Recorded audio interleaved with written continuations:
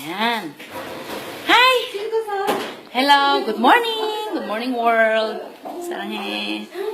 Ang topic ko ngayon is about ideal family. Mahilig kasi ako magsali ng mga organization. Tsaka, pinaka-the best kong nagustuhan yung topic ng ideal family. Yun. Yung mga, itong organization na to is yung FFWPU, yung Family Federation for World Peace and Unification. Yan. Ano siya? It's a kind of a huge foundation around the world who embrace all kinds of religion. Yan. Nag-aaral kami dyan 13 years in my life. Ang pinakagusto ko is yung vision ng yan, ideal family. Yan. Paano ba mag-build ng ideal family? Yan. Bali, sabi ng great teacher ko, pag halimbawa pasaway ang asawa mo, sabi niya, love the unlovable. Yan. Tapos, yun lang, respect mo yung asawa mo, tsaka serve your husband like a king, like God. Yun. Yun ang sabi niya. Kakatuwa kasi, ang vision kasi dyan is para hindi magkahiwalay yung mag-asawa. Magkasama forever. Yun. Kaya may ganon. Kaya sabi niya, pag nagpasaway, yan, love mo lang. Love the unlovable. Pakahirap, diba? Pero, yun nga, it takes sacrifices to be successful in married life. Yun. Kahit saang bagay naman pag magtsaga ka talaga, mag-sacrifice ka talaga, mag-success ka. Yun. Yan pinaka-the best kong pinaka-gusto ko kasi maka-family ako. Yan. I love you. Sarang eh. Yan. Nakakatuwa kasi napakalaking foundation ito around the world. Yan. Around the world siya. Tapos yun, isa lang yung vision namin na yung mag-asawa dapat hindi magkahiwalay. Yun. So, marami akong mga kaibigan na lumalapit sa akin na nagpapa-advise about sa family. Ang iba dyan yung mga tagilid yung family nila kasi ganito, ganyan. May problema sa family. Pag may problema, pag-usapan. Pabuti ng 24 hours. Basta, serve mo lang yung asawa mo. Yan. Hanapin mo yung weakness niya.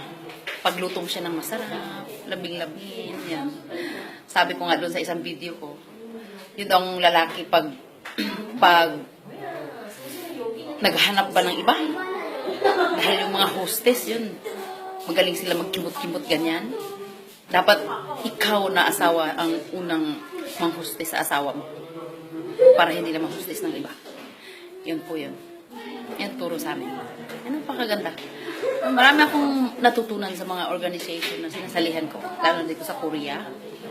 Yan. Mayroon akong foundation, mayroon akong organization dyan sa fire station, organization. Yan. Nagsiserve naman kami sa mga sa mga matatanda, yung mga walang-wala. Yan. Tapos, maganda kasi that is one of my dream in life to serve people. Yan. Kaya, iba naman nawawala sa akin kasi nag-global ako. Okay lang. Nandito pa rin ako sa puso niyo. Yun. Kaya, masaya. Yan lang po ang sasabihin ko. Tsaka, next time, may mga tanong kayo, ano lang kayo sa akin.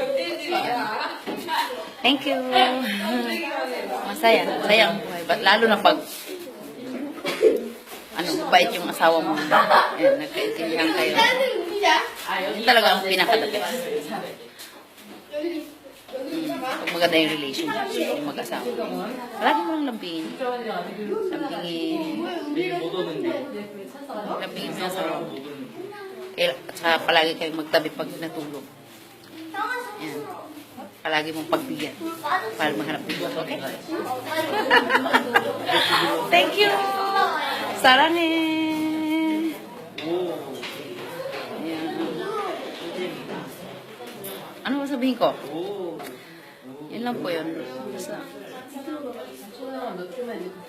sacrifice ka lang. Sacrifice. Serve mo. Lalo ng asawang babae. Ang asawang babae, serve mo parang queen. Okay?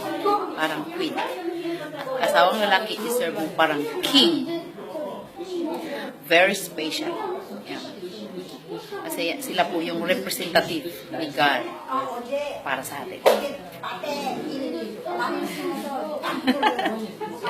Saranghe! Ito yung isa sa natutunan ko na pinakagusto ko sa buhay ko. Kasi nung bata pa ako, nangarap talaga ako ng beautiful family. Binigay po sa akin yung asawa ko mabait. Walang bisyo, alak, sigarilyo. Mahilig maglambing lang yun. Nakakatuwa. Thank you. Bye-bye. Saranghe. Yan lang po. Salamat. Yan. Yan po yung